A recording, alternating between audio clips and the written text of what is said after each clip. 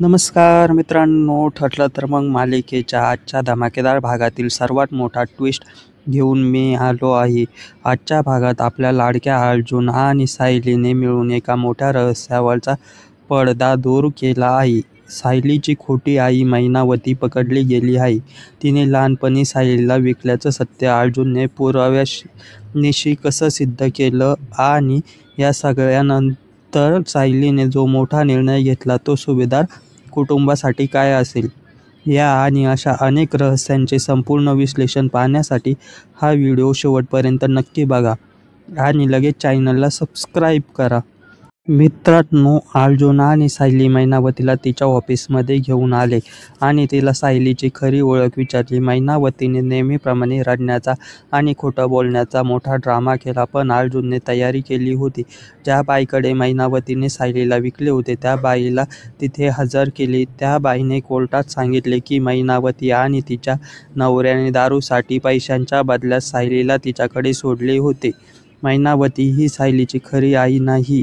आपल्या खोटापणा उघड झाल्यावर मैनावतीने अर्जुनचे पाय धरून विनवण्या केल्या, पण सत्य हे सत्य असते. आपल्या कामात निष्णात असलेला वकील अर्जुन सुभेदार कोणताही भावनिक ड्रामा सहन करणार नव्हता. अर्जुनने क्षणाचाही विलंब न लावता मैनावतीला पोलिसांच्या ताब्यात दिले. यामुळे प्रियाचा आधार आता पूर्णपणे तुटला आहे आणि सुभेदार कुटुंबात मोठा गोंधळ उडाला आहे.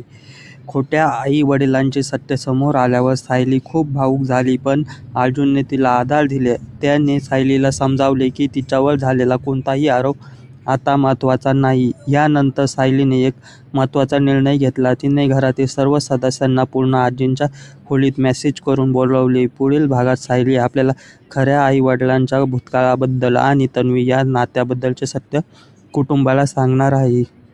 तर मैनावतीचा पर्दाफाश झाल्यानंतर आता सुभेदार कुटुंबात लवकरच सायलीच्या तन्वी असण्याचे सत्य कसे समोर येणार? लवकरच साक्षी शिर्के, समीरा आणि सचिनचा नवा कट यशस्वी होणार का?